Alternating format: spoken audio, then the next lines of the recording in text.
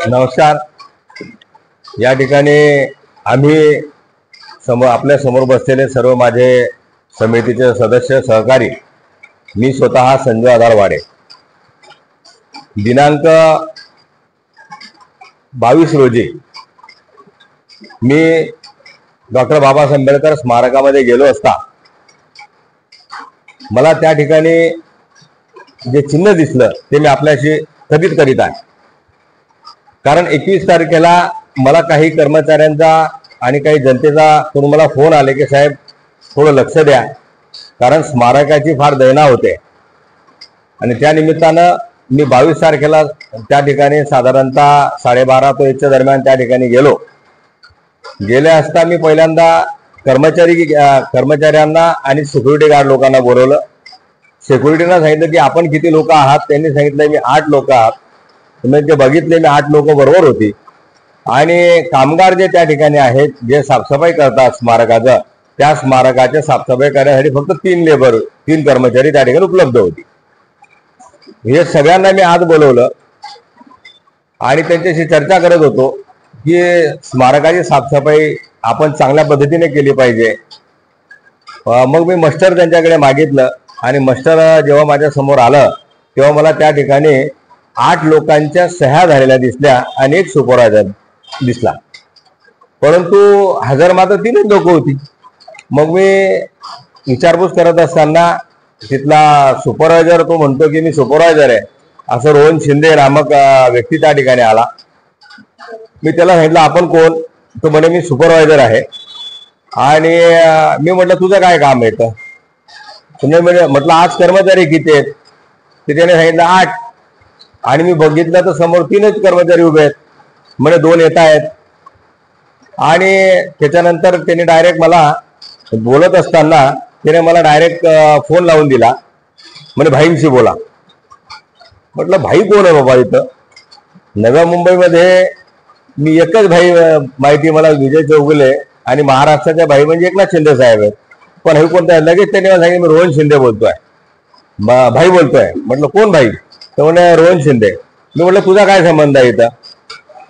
तर मग तो बोलला नाही ते काय तुम्ही ते बघायला गेला, काय गरज आहे तिथं बघण्याची? मी सांगितलं मी ह्या समितीचा उपाध्यक्ष आहे आणि मी प्रत्येक वेळा मीच या ठिकाणी काय काम आहे आणि मी माझी नगरसेवक आहे, मला बघण्याचे अधिकार आहेत। मग तो काहीतरी बोलायला लागला आणि मी त्याला सांगितलं की ठेव फोन, तुझा मला काही बोलण्याचा संबंध नाही, फोन ठेव। आणि फोन ठेवला। आणि त्यानंतर मी त्या कर्मचाऱ्यांशी बोललो आणि बोलल्यानंतर माझ्याबरोबर लक्ष्मणजी होते आणि आणखी 2 लोक होती। तर मी त्यांच्याशी चर्चा करत असताना मग त्या ठिकाणी पाहणी करायला गेलो।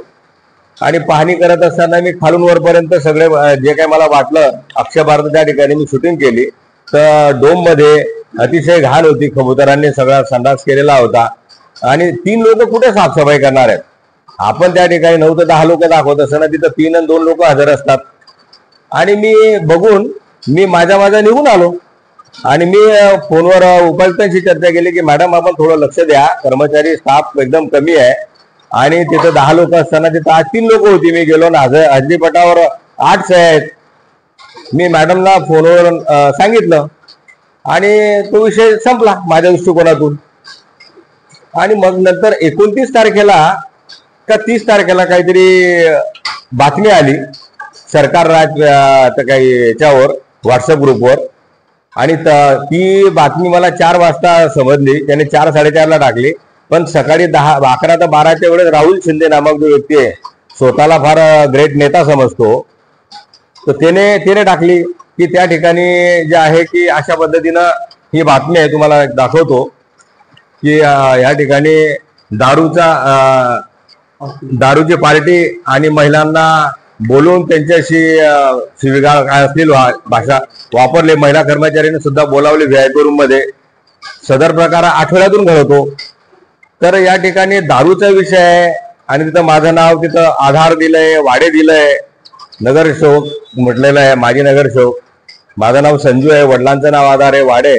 मग मी सरकार राज्याचे जे ब्लॉग होता त्याच्यावर मी त्याला फोन केला, त्याने घेतला, म्हणे साहेब सॉरी, मला रोहन शिंदे यांनी सांगितलं रोहन शिंदेने सांगितलं, त्याला राहुलने सांगितलं, राहुल शिंदेने रोहनला सांगितलं, तो सफाई हे आहे, कंत्राटदार आहे राहुल शिंदे तिथं असं स्वतःला समजतो. पण माझ्या माहितीनुसार तिथं त्या ठिकाणी भगत नामक हा कंत्राटदार आहे. आज सब कॉन्ट्रॅक्टने घेतला असेल तर मला माहित नाही, पण हा स्वतःला कॉन्ट्रॅक्टर समजतो. आणि मग तिथला सुपरवायझर त्याचा भाऊ आहे वाटतं. मग त्याच्या भावाने मला हे दिले आणि माझ्याकडे सगळं फुटेज आहेत, सीसीटीव्ही फुटेज असं म्हटला. आणि त्याच्यामुळे साहेब मी टाकली बातमी. पण मला जेव्हा लक्षात आलं की चुकीचं आहे तर लगेच मी डिलीट केली. त्याने 2 तासात डिलीट केली असं तो मला म्हटला आणि त्याने बघितलं तर डिलीट पण केली होती. परंतु कुठलीही गोष्ट शहानिशा न करणं आणि मानहानी करणं म्हणजे आज या ठिकाणी संपूर्ण डॉक्टर बाबासाहेब आंबेडकर हे महाराष्ट्राचं दैवत आहे, देशभरातलं दैवत आहे. आणि ही महाराष्ट्रातलं सगळ्यात मोठं स्मारक असल्या कारण नवी मुंबईचं हे सगळीकडे ही बातमी वाऱ्यासारखी पसरली की त्या ठिकाणी दारूच्या पार्ट्या व्हायला लागल्या. मी माझ्या आयुष्यामध्ये चहा पिलो नाहीये, दारूचा विषय वेगळा आहे. कदाचित मी दारू पित राहिलो असतो तरी सुद्धा मी डॉक्टर बाबासाहेबांचा कट्टर समर्थक आहे. मी माझ्या आयुष्यात ही गोष्ट त्या ठिकाणी केली नसती, हे तेवढंच खरं आहे. तुम्ही दारूचा पिण्याचा प्रश्न येत नाहीये. तर मग माझ्यावर आणि स्मारकाची बदनामी झाली आहे, स्मारकाची पण बदनामी झाली कारण त्या ठिकाणी हा विषय झालाय. मग हे कुठेतरी मोठं षडयंत्र आहे असं मला त्या ठिकाणी जाणवलं. आणि त्यामुळे हा 22 तारखेचा प्रकार त्यांनी 30 तारखेला कुठे व्हॉट्सअप ग्रुपवर मेसेज दिले आणि 29 तारखेला सांगितलं. म्हणजे ते किती भानावर आहेत आणि त्यांनी कसा प्लॅन केला असेल का? याचं कारण असं आहे की नव्या मुंबईमध्ये आज मी चळवळीशी निगडीत आहे. माझ्या ज्या ज्या काही चळवळी झाल्या आहेत, बाबासाहेब आंबेडकरांच्या स्मारकाबद्दल असू द्या, कोपटी प्रकरण असू द्या, खैलांजी प्रकरण असू द्या, ज्या ज्या कोणावर अन्याय झालाय त्या ठिकाणी मी नगरसेवक म्हणून नाही, मी जातीचा एक व्यक्ती आणि बाबासाहेबांचा कट्टर समर्थक म्हणून मी आणि माझे सगळे सहकारी आम्ही त्या ठिकाणी काम करत असतो. आणि त्यामुळे मला बदनाम करण्याचं षडयंत्र हे आता काही इलेक्शन पुढे आहे, त्यामुळे कदाचित मला बदनाम करण्याचे षडयंत्र असेल तर मी माझ्या काही सहकाऱ्यांशी चर्चा केली असता तर मी विचार केला आणि लगेच मी त्या ठिकाणी पोलिसांना पत्र दिलं की त्यांच्यावर मानहानीचा दावा दाखल करावा आणि यांच्यावर कायदेशीर कारवाई केली पाहिजे. कारण यांनी कुठल्याही प्रकारची शहानिशा केली नाही किंवा त्यांनी जर त्यांच्याकडे प्रूफ आहे तर त्यांनी त्या ठिकाणी सीसीटीव्ही फुटेज असतात, संपूर्ण स्मारकावर फुटेज आहेत, सीसीटीव्ही आहेत, त्यांनी दाखवावे. आणि नाहीतर मग त्यांचा काय ते पुढे धिंगाणा चालतो हे त्यांना माहित आहे, ते करत आहेत. मला तर काही माहित नाही, हा प्रकार मी कधी माझ्या आयुष्यात केला नाही, आजपर्यंत केलेला नाहीये. आणि मात्र मला एवढंच म्हणायचं आहे की ह्या गोष्टीमुळे मी एवढा व्यथित झालो. मला बाहेरून काही लोकांची फोन आली, काही धमकीचे फोन आली. कारण माझी जनता जी आहे महाराष्ट्रभर किंवा नव्या मुंबईची ही त्यांना सुज्ञ आहे, त्यांना माहित आहे की संजू वाडे हा बाबासाहेबांचा अनुयायी आहे. बाबासाहेबांसाठी अनेक गोष्टी त्यांनी केलेल्या आहेत. कारण ज्या ज्या स्मारकावर जे जे काही आंदोलन झाली ते सगळीच्या सगळी ही मानच्या नियंत्रणाखाली झालेली आहेत आणि त्यामुळे त्या ठिकाणी सुधारणा झालेली आहे. तर माझे जे काही सहकारी आहेत, जे जाणकार आहेत, जे बाबासाहेबांचे अनुयायी, त्यांना माहित आहे, त्यांचा माझ्यावर विश्वास असल्या कारणामुळे त्यांनी मला काही इजात पोहोचू दिले नाही. पण बाहेरून जे मला फोन आले की तुमच्या याच्यावर दगडफेक होईल, कारण होऊ शकतं. कारण मी आज जरी माझी नगरसेवक असलो तरी आज बाबासाहेबांच्या स्मारकात जाऊन असा प्रकार झालेला आहे, त्यामुळे माझ्यावर रोष त्यांचा साहजिकच आहे. परंतु नवी मुंबईच्या माध्यमातून जो विषय आहे की नवी मुंबईची जनता त्यांना माहीत आहे की संजू वाडे हा सोशल माइंडेड माणूस आहे आणि जनतेशी निगडीत आहे आणि बाबासाहेबांचा कट्टर समर्थक असल्या कारणामुळे त्यांनी मला विचारणा केली असता मी त्यांना सुद्धा सांगितलं की बाबा रे तुमचा माझ्यावर विश्वास आहे का? त्यांनी सांगितलं हो. तर मग आपण हे सीसीटीव्ही फुटेज बघा किंवा त्या ठिकाणचे कर्मचारी असतील त्यांना विचारा किंवा सिक्युरिटी गार्ड तैनात असतात त्यांना विचारा की मी त्या ठिकाणी काय केलं तर. आणि त्यामुळे त्यांचं त्या ठिकाणी त्यांना बरं वाटलं आणि त्यांनी मला मदत करण्याचं ठरवलं. आणि त्या निमित्तानं मी विचार केला की माझी बदनामी झाली, त्याचबरोबर बाबासाहेब आंबेडकरांच्या स्मारकाची बदनामी झालेली आहे. त्यामुळे त्यांच्यावर जे काही हे जे आहेत दल्लूपंजी लोक आहेत हे स्वतःला फार मोठे ग्रेट समजतात, परंतु यांची अवकात ही कवडीच्या मोलाची अवकात आहे. कारण हे जे आहे की हे पत्रकार स्वतःला समजतात, बिचारे पण पत्रकार अतिशय चांगले पत्रकार सुद्धा आहेत, परंतु हे स्वतःला पत्रकारिता काळीमा फासणारे हे लोक आहेत. यांचा मला असं वाटतं की सरकार राज या पत्राला हे पण बंदी पण घातलेली आहे आणि त्याच्यावर काही केसेस पण झाल्या होत्या मागच्या कालावधीमध्ये असं मला कळलं, मला फिक्स माहीत नाही. परंतु असं जर असेल तर ह्या संजय गुरव सरकार राजचा आणि हा राहुल शिंदे हा स्वतःच्या नावाने ट्विट करतोय म्हणजे म्हणजे काय, याला काय समजावं? मला मी जे माहिती काढली की याच्या परिवारामध्ये, याच्या खानदानमध्ये यांचा धंदा तोच आहे. सोसायटीमध्ये लोकांनी याच्या विरुद्ध आंदोलन केली होती, बारबालांना घेऊन गेला असता. तर मला त्याच्याशी काही घेणं देणं नाही, तो वैयक्तिक प्रश्न झाला. परंतु जेव्हा मी विचारलं तर मला लोकांनी असं म्हटलं, तर याच्यावर निश्चितपणाने कारवाई झाली पाहिजे. हा इथं समाजाचा विषय आहे. समाजाचा विषय असल्या कारणामुळे काही समाज कंटक जे आहे दुसरे समाजाचे, ही जाती तणाव कसा निर्माण होईल या माध्यमातून हा विचार करत असतील. आणि त्यामुळे मग आम्ही तात्काळ पत्रव्यवहार केला. मी सिनियर पीआयला पत्र दिलेलं आहे, डीसीपीला पत्र दिलेलं आहे, सीपी साहेबांना पत्र दिलं आहे की यांच्यावर कायदेशीर गुन्हा दाखल करावा. आणि त्याचबरोबर आता विचार करतोय की माझे काही वकील मित्र आहेत त्यांच्याशी चर्चा करून की यांच्यावर अॅट्रॉसिटी दाखल करता येईल का. कारण ही समाजामध्ये बदनामीचा विषय आहे आणि बाबासाहेब आंबेडकरांच्या स्मारकाची सुद्धा बदनामी आहे. म्हणजे हे काय षडयंत्र आहे मला काही कळलं नाही. तर या षडयंत्राचे हे जे बाबुल गोळे जे आहेत, हे हरामखोर लोक आहेत, ही यांच्यावर निश्चितपणानं कारवाई झाली पाहिजे. तर असं आमचं मत आहे. आणि जर यांच्यावर जर व्यवस्थित कारवाई नाही झाली तर मग आम्ही पोलीस यंत्रणेवर सुद्धा त्या ठिकाणी आमचा रोष असेल, किंवा आम्ही शासन दरबारी सुद्धा या ठिकाणी आदरणीय मुख्यमंत्री महोदय, आदरणीय आमचे एकनाथ शिंदे साहेब आहेत उपमुख्यमंत्री, त्यांनाही आम्ही पत्रव्यवहार करतोय. आणि त्यामुळे हा कारवाई निश्चितपणाने यांच्यावर झालं पाहिजे की जेणेकरून स्मारकाचं नाव आणि एखाद्या चांगल्या प्रतिष्ठित व्यक्तीचं नाव कसं बदनाम होईल असे पाहणारी जी लोक आहेत, यांना जर सजा मिळाली तर निश्चितपणाने पुढच्या कालावधीमध्ये हे निश्चितपणाने चांगला विचार होऊ शकतो. आणि पत्रकारितालाही काही काळीमा फासणारी हे लोक आहेत, यांच्यावरही काही दबाव झाला पाहिजे असं माझं प्रामाणिक मत आहे. म्हणून मी आपणास या ठिकाणी आपला बोलवलेलं आहे की मी समाजाचा प्रतिष्ठित सहकारी आहे, या स्मारकाचा उपाध्यक्ष आहे. डॉक्टर बाबासाहेब आंबेडकर स्मारक होण्यासाठी 2010, 8, 9, 10 सलग 3 वर्षे आम्ही मोर्चे काढले. त्या ठिकाणी त्या जागेवर झाला पाहिजे म्हणून 11ला भूमिपूजन झालं. आणि त्याच्यानंतर अनंत अडचणी आल्या, तेव्हा सुद्धा आम्ही आंदोलनं केली. 14ला हे बांधकाम सुरू झालं, 2014ला. आणि मग 14 पासून मग ते आता कुठे 17-18ला ते त्या पारित झालं. मग त्याच्यानंतर फार मोठी हानी त्या स्मारकाची झाली, बंद पडलं होतं. संबंधित सिटी इंजिनियर त्या ठिकाणी बघत नव्हता. मग त्या ठिकाणी आंदोलन आम्ही तयार केली. आणि अभिजित बांगर साहेबांच्या कालावधीमध्ये 1 वर्षामध्ये याचं सगळं देखभाल होऊन हे 2020ला आदरणीय तत्कालीन मुख्यमंत्री आणि त्यावेळेचे पालकमंत्री एकनाथ शिंदे साहेबांच्या हस्ते हे लोकार्पण झालं, पुनर्लोकार्पण झालं. आणि आजपासून ते आज व्यवस्थित आहे. परंतु एवढं सगळं महाराष्ट्रामध्ये चांगलं चालत असताना अचानक कुठेतरी दुही निर्माण करण्याचा प्रयत्न हे काही जी लोक आहेत ही करतायत, याचा कुठेतरी आळा बसावा. म्हणून मी आपणास या ठिकाणी जाहीर प्रेस कॉन्फरन्स बोलून आपल्याशी माझ्या व्यथा आपल्याला मांडलेली आहे. त्याबद्दल मला जे काही लोक आहेत, काही वंचितचे काही लोक आहेत, पक्षाचे अनेक पक्षाचे लोक आहेत, तर पक्ष हा वेगळा असून या ठिकाणी जातीचं समीकरण आहे आणि जातीचे ठराविक जे माझे सहकारी आहेत की जातीचा निर्माण होऊ नये किंवा कुठेतरी जाती भावना दुखावल्या जात आहेत याच्यावर उद्रेक होऊ नये म्हणून आम्ही सगळे समितीचे सहकारी हे सुद्धा आता या ठिकाणी आलेले आहेत. तेही आपल्याबद्दल तेही आपल्या समोर व्यथित करतील आपल्यावर. धन्यवाद. पत्रकार बांधवांचे मी या ठिकाणी हार्दिक हार्दिक स्वागत करतो. आता साहेबांनी हा सगळा विषय तुम्हाला पूर्ण त्यांची जी काही हकीकत आहे ती आपल्या समोर मांडलेली आहे. मुळात जर आपल्याला संजू आधारवाडे साहेबांबद्दल या संपूर्ण नवी मुंबईला माहिती आहे, अतिशय प्रामाणिक माणूस, एक सरकारी अधिकारी, प्रशासनामध्ये त्यांचा चांगला अनुभव आहे. अधिकारी म्हणून त्यांनी कित्येक वर्ष काम केलेलं आहे. दुसरी गोष्ट, आंबेडकरी चळवळीमधून ते वर आलेले आहेत. आपण ज्या ठिकाणी बसलो या लायब्ररीमध्ये शेकडो मुलं या ठिकाणी अभ्यास करतायत. IAS IPSचं शिक्षण घेण्यासाठी त्यांना मोफत लायब्ररी या ठिकाणी खुली करून दिलेली आहे. तुम्हाला माहिती आहे साहेबांनी कित्येक असे नगरसेवक पदावर काम करत असताना सुद्धा अनेक समाजसेवा या ठिकाणी या ऐरोली परिसरामध्ये केलेल्या आहेत. डॉक्टर बाबासाहेब आंबेडकर स्मारक यासाठी त्यांचा फार मोठा मोलाचा वाटा आहे त्याच्या निर्मितीसाठी.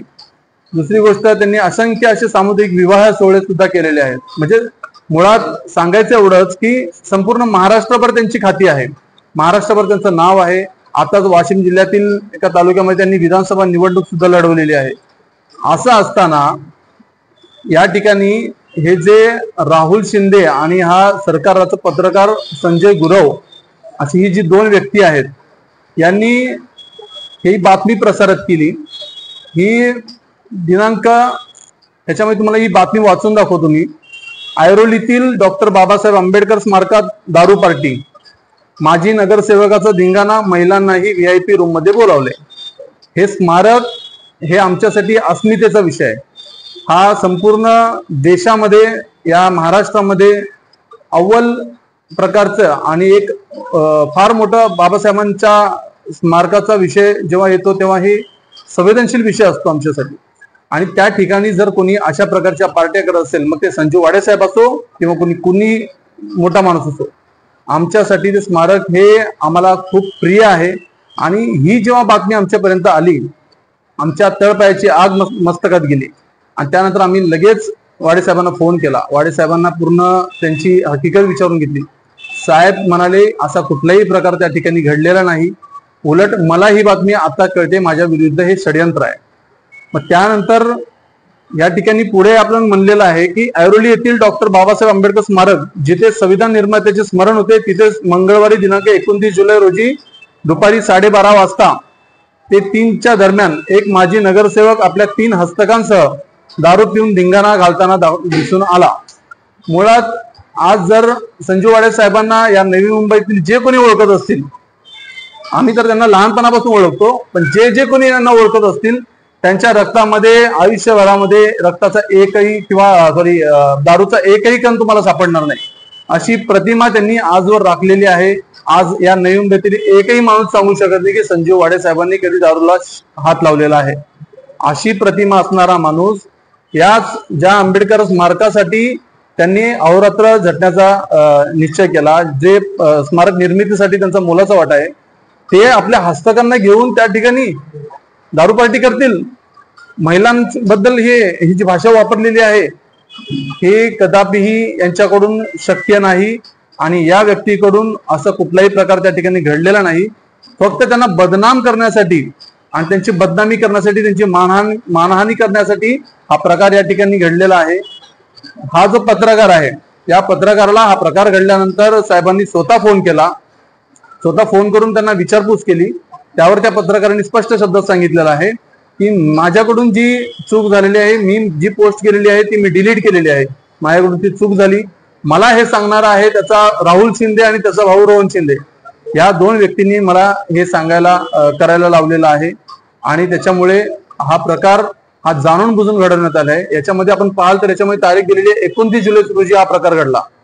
29 जुलै रोजी संजू वाडे साहेब त्या ठिकाणी उपस्थितच नव्हते. आम्ही पालिकेच्या अधिकाऱ्यांना सुद्धा याबाबत विचारणा केली. पालिकेच्या अधिकाऱ्यांनी सुद्धा त्या ठिकाणी सांगितलेलं आहे की असा कुठलाही अनुचित प्रकार त्या ठिकाणी घडलेला नाही. मुळात खरीतरी त्याची हिस्ट्री साहेबांनी तुम्हाला सांगितली. त्या ठिकाणी एक 10 कामगार आपले काम करत होते, प्लस त्या ठिकाणी जी कामगार काम करतायत 10 पैकी 3 जर त्या ठिकाणी काम करतात आणि हजेरी मास्टरवर त्यांच्या सर्वांच्या रोजच्या रोज दैनंदिन हाजऱ्या लागले जातात. ही जनतेची आणि शासनाची जर अशा प्रकारची कोणी फसवणूक करत असेल आणि डॉक्टर बाबासाहेब आंबेडकर स्मारकाचा त्यासाठी जर वापर होत असेल तर ही बाब बिलकुल खपवून घेतली जाणार नाही. आणि त्यासाठी संजू वाडे साहेब त्या ठिकाणी गेलेले होते. त्या ठिकाणी त्यांनी जाऊन सुद्धा तिथे विचारपूस केली. मुळात ह्या कर्मचारी तिथे भयभीत झाल्यामुळे त्या ठिकाणी रोहन शिंदे हा तिथे आला. त्याने सांगितलं मी सुपरवायझर आहे, भाईंशी बोला. त्यानंतर त्यांनी राहुल शिंदेला फोन लावून दिला. मुळात कॉन्ट्रॅक्टर जर याचा दुसरा असेल तर सब कॉन्ट्रॅक्टर म्हणून पालिकेच्या कुठल्याही कायद्यामध्ये सब कॉन्ट्रॅक्टर ही व्याख्या बसत नाही. पालिका जेव्हा कॉन्ट्रॅक्ट देत असते ती एका कंपनीला देत असते आणि तुम्ही 10 जणांना कामं देणं हे त्यांच्या याच्यामध्ये बसत नाही. त्या ठिकाणी राहुल शिंदेने सांगितलं मी कॉन्ट्रॅक्टर आहे आणि त्यांना अरेरावीची भाषा केली. त्याच्यानंतर त्यांनी त्यांचा फोन ठेवून दिला, कारण राहुल शिंदेचा यांचा काही संबंध नव्हता. मुळात तो विषय झालेला होता 22 तारखेला. 21 तारखेला साहेबांकडे तक्रारी आल्या कामगारांच्या, त्यावर विचारपूस करण्यासाठी. आणि मुळात साहेब स्वतः त्या भारतरत्न डॉक्टर बाबासाहेब आंबेडकर स्मारक समितीचे उपाध्यक्ष आहेत, त्यामुळे जातीनं त्यांचं त्या ठिकाणी वैयक्तिक सुद्धा लक्ष असतं. आणि असं असताना त्यांनी 22 तारखेला घडलेला प्रकार 29 तारखेला ही पोस्ट त्यांनी व्हायरल केली. हा जो मधला पिरियड आहे, त्यांनी जो 6-7 दिवसाचा वेळ घेतलेला आहे, त्या वेळेमध्ये यांचा करता करविता कोण आहे हे यांचं मूळ शोधणं गरजेचं आहे. कारण हा पूर्ण प्लॅनिंगने केलेला विषय आहे. साहेबांची प्रतिमा घालवण्यासाठी त्यांचं राजकीय आयुष्य हे बर्बाद व्हावं, त्यांना राजकीय आयुष्यातून उठवावं ही संकल्पना कोणाच्या एका व्यक्तीची त्याच्या मागे असू शकते आणि म्हणून हे प्री प्लॅन केलेलं आहे. जर याचा तुमच्याकडे पुरावे असतील तर तुम्ही सीसीटीव्ही दाखवा. आम्ही त्यांना मागणी सुद्धा केली होती की तुम्ही सीसीटीव्ही या महाराष्ट्र जनतेला, या नवी मुंबईच्या जनतेला तुम्ही बाहेर काढा, पण त्यांच्याकडून सीसीटीव्ही फुटेज कुठल्याही प्रकारचं आलेलं नाही. त्यांच्याकडे पुरावे काही आलेले नाहीयेत. निव्वळ साहेबांची बदनामी करणं, मानहानी करणं आणि त्याच्यातून आपली पोळी हे करून घेणं. किंवा जेव्हा 3 कामगार त्या ठिकाणी उपस्थित असतात आणि तुम्ही 10 कामगारांची जर पगार घेत असता, असं असताना तुम्हाला जाब जर विचारला गेला तर तुम्ही अशा प्रकारे खच्चीकरण कराल एका व्यक्तीचं, हे कायद्याला धरून नाही. आणि त्याच्यामुळे या ठिकाणी स्पष्टपणे साहेबांच्या नावाचा या ठिकाणी उल्लेख केलेला दिसतोय. माजी नगरसेवक, तसेच हा माजी नगरसेवक आयुक्तांचा आधार आहे का? साहेबांच्या वडिलांचं नाव आधार आहे आणि त्याच्यावर कारवाई करण्यासाठी वाडे धरले आहेत का? आता आधार आणि वाडे आले याच्यामध्ये, म्हणजे संजू आधार वाडे आले, माजी नगरसेवक, त्या ठिकाणी त्यांनी आपली भूमिका त्यांनी मांडलेली आहे. आणि यांच्यावरती आम्ही रीतसर मुख्यमंत्र्यांना सुद्धा तक्रारी दिलेली आहेत, उपमुख्यमंत्र्यांना तक्रारी दिलेली आहेत, गृहमंत्र्यांना सुद्धा तक्रारी दिलेल्या आहेत. तसेच आपल्या सीपी साहेबांना सुद्धा आम्ही भेट घेऊन याच्याबद्दल सविस्तर, या दोन्ही जे इसम आहेत जे सुपाऱ्या घेऊन बातम्या लावतात, त्यांचं कुठल्याही प्रकारचं त्या स्मारकाची अवस्था, दुरावस्था काय, आज ते स्मारक बनल्यानंतर कित्येक प्रकारची त्याची नासाडी झालेली आहे, त्याचं पूर्ण डागडुजी करण्यासाठी ते आलेलं आहे. अशा वेळी हे पत्रकार कुठे जातात? अशा वेळी यांना ती बातमी लावावी आणि त्याच्याबद्दल काही आवाज उठावा असं वाटत नाही का? फक्त जर एखाद्या कुणाच्या सांगण्यावरून, कुणाच्या सुपाऱ्या घेण्यावरून जर तुम्ही असे काम करत असाल तर ही निव्वळ भयंकर गोष्ट आहे. ह्याच्याबद्दल प्रत्येकाने सजग राहिलं पाहिजे. आपण काय बोलतोय, आपण काय विचार करतोय, आपण कुणाबद्दल बोलतोय. हे स्मारक आज वाडे साहेबांनी जर खरंच असं केलं असतं तर ह्या आंबेडकरी जनतेने त्यांच्यासोबत काय केलं असं आपण विचार सुद्धा केला नसता. आज ही इतकी भयंकर गोष्ट या ठिकाणी घडलेली आहे. हा फार महत्वाचा आणि भयंकर विषय आहे. त्याच्यामुळे माझी आपल्या सर्व पत्रकारांना सुद्धा विनंती आहे की अशा प्रकारच्या बातम्या लावताना आपण 10 वेळा विचार केला पाहिजे, या गोष्टीची शहानिशा केली पाहिजे. कारण हा कलंक असतो आयुष्यामध्ये. जर एका व्यक्तीवर तुम्ही कलंक लावत असाल, अशा निष्कलंक व्यक्तीवर, तर त्याचं राजकीय आयुष्य पूर्णपणे उद्ध्वस्त होऊ शकतं. आणि त्याच्यामुळे आम्ही रीतसर या ठिकाणी भारतीय न्याय संहितेच्या 356 कलम 356, 352, 353 कायद्याअंतर्गत, तसेच त्यांच्यावर मानहानीचा सुद्धा आम्ही न्यायालयामार्फत दावा ठोकणार आहोत. त्यासाठी तसेच साहेबांची ज्या प्रकारे त्यांना माहिती आहे साहेब कोणत्या समाजाचे आहेत, कशातून आलेले आहेत, आणि त्यांचा त्या ठिकाणी अपमान केलेला आहे. संपूर्ण महाराष्ट्रभर, देशभर त्यांचा मानहानी झालेली आहे, त्यांची बदनामी झालेली आहे. ही बदनामी, त्यांची ही नुकसान भरपाई भरून न येण्यासारखी झालेली आहे. त्याच्यामुळे त्यांच्यावर अॅट्रॉसिटी कायद्याअंतर्गत सुद्धा आम्ही या ठिकाणी गुन्हा दाखल करणार आहोत. आपण या ठिकाणी बघताय की भयंकर असं त्यांच्या मागे हजारो लोकांचे त्यांना कंटिन्यू फोन आहेत की त्यांनी असं, काही जण त्यांना अरेरावीची भाषा केली, काही जण त्यांना भयंकर म्हणजे त्रास झालेला आहे त्या गोष्टीचा. आणि इतका त्रास झाल्यानंतर त्यांनी ह्या व्यथा आमच्या समोर, कार्यकर्त्यांसमोर मांडल्यानंतर आम्ही सांगितलं साहेब आपण एक पत्रकार परिषद घेऊया, जेणेकरून तुमचं म्हणणं जोपर्यंत लोकांपर्यंत जात नाही तोपर्यंत या विषयाला काय आपण तोडगा निघणार नाही. आणि त्याच्यामुळे साहेबांनी आज पत्रकार परिषद घेऊन आपली व्यथा, आपलं जे काही म्हणणं आहे ते आपल्या समोर मांडलेलं आहे. मी ऍडव्होकेट अमोल उघाडे, एक वकील म्हणून तुमच्या समोर माझी सुद्धा भूमिका मी मांडत आहे. त्यासाठी जी काही कायदेशीर मदत लागेल त्यासाठी आम्ही साहेबांसोबत असू. आणि इतकंच मी आपल्या समोर सांगून आपलं थांबवतो.